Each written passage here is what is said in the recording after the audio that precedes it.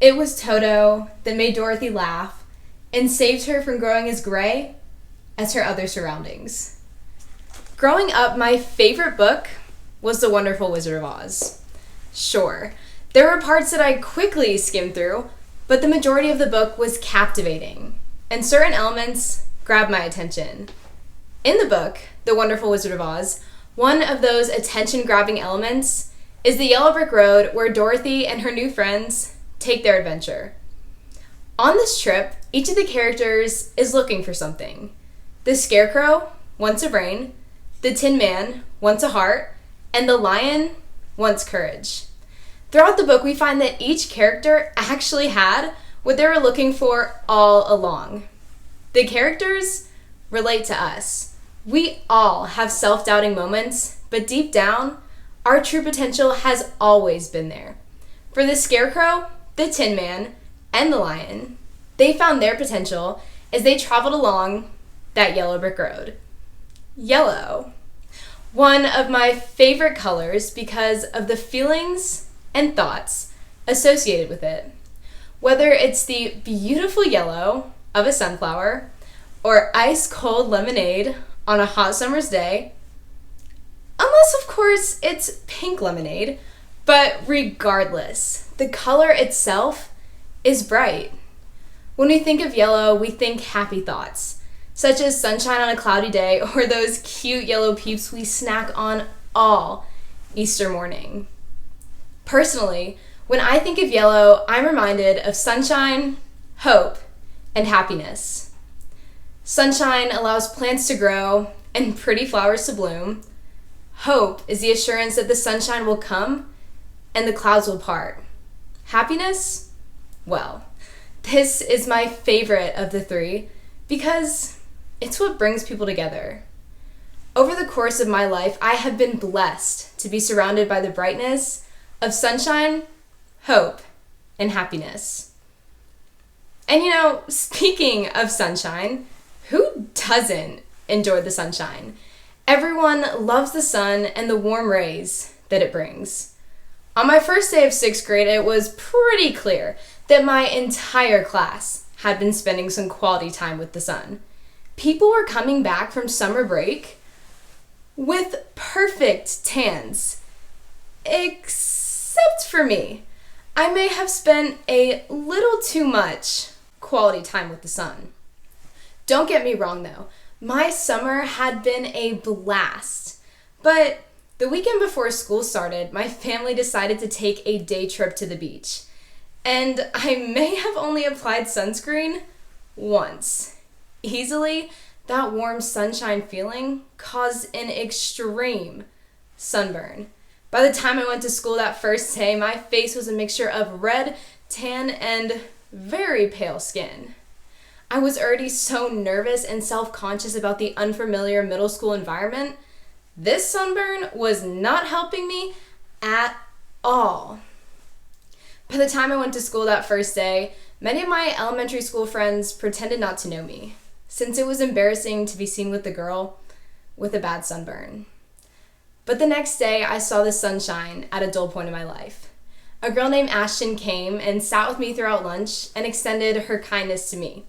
Soon, that girl with a bad sunburn and no friends became just a little more confident and outgoing and had a new best friend.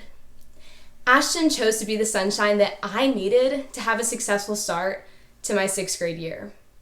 A simple and small act of kindness from Ashton helped change the entire outlook of my 6th grade school year. She was my light when I felt stuck in the darkness. I guess you could say she was like that cute little peep on Easter morning or that ice-cold glass of lemonade on a hot summer's day. We can be someone's sunshine by being present for them when they need us. And, it's not always easy to know when sunshine is needed in someone's life, but it can never hurt to add that yellow spark. It can be as simple as a quick check-in call, a thank you note, or even just a text message explaining how much you appreciate that person. The power of kindness and being someone's sunshine is radiant and spreads to others. Lots of us have wished on pennies and fountains or on our clocks at 11:11. Whether we wish to get an A on our math test, to be able to have a sleepover with our friends, or even to just be famous, whatever the wish was, we had hope that it would come true. But having hope for something isn't just having a wish. Hope is the assurance that our troubles will come to an end, our difficulties will be overcome, and our hurts will soon be healed. A few summers ago, I was on a mission trip in Charleston, South Carolina with my youth group. When we arrived at the school we would be staying at for the next week, our team leader assigned each person to a community service project.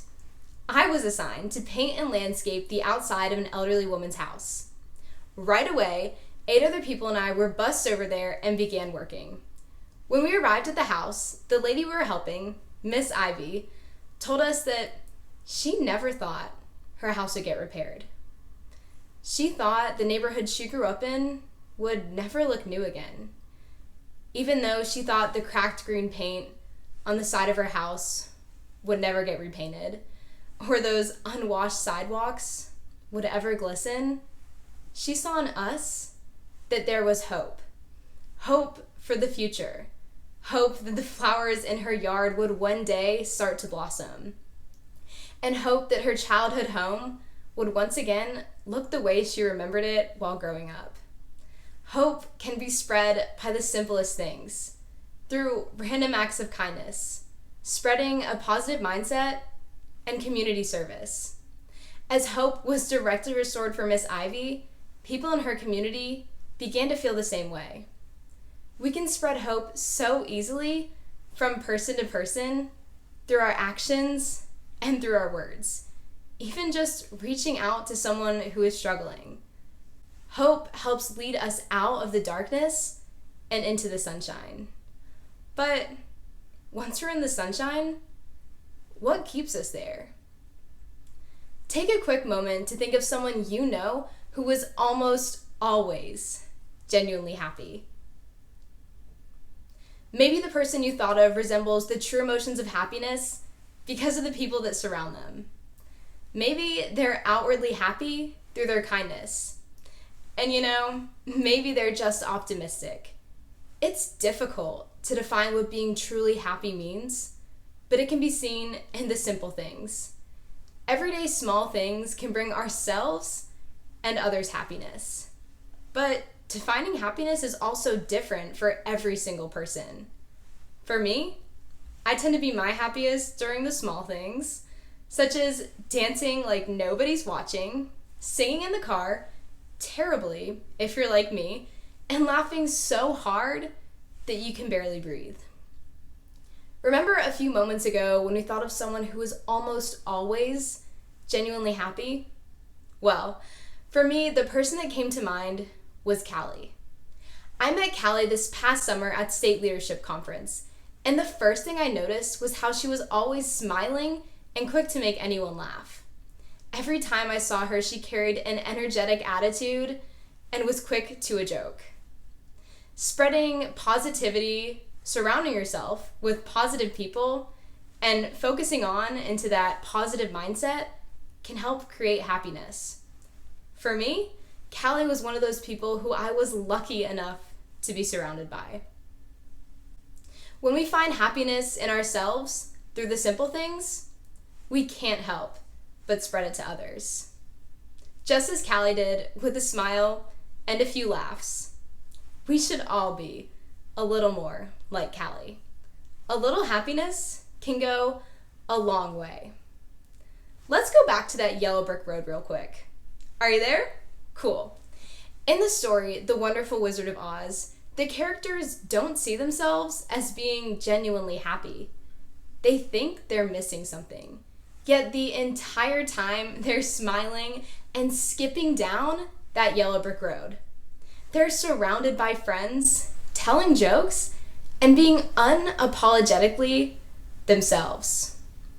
Toto made Dorothy laugh and brought her happiness. Dorothy began walking down that yellow brick road out of hope. She had hope that she would find the Wizard of Oz and he would help her find her way back home. All the while, Dorothy was the sunshine for the Scarecrow, the Tin Man, and the Lion. She believed in them. And eventually, the characters found the traits they thought they lacked, and Dorothy found her way home. Let's radiate sunshine like Ashton. Let's hold on to hope like Miss Ivy. And let's spread happiness like Callie. Every day, we can be the yellow in someone's gray day, be that cute little peep on someone's Easter morning, and be that ice-cold glass of lemonade on someone's warm summer afternoon. Despite everything this life throws at us, we can handle it. As long as we have sunshine, hope, and happiness.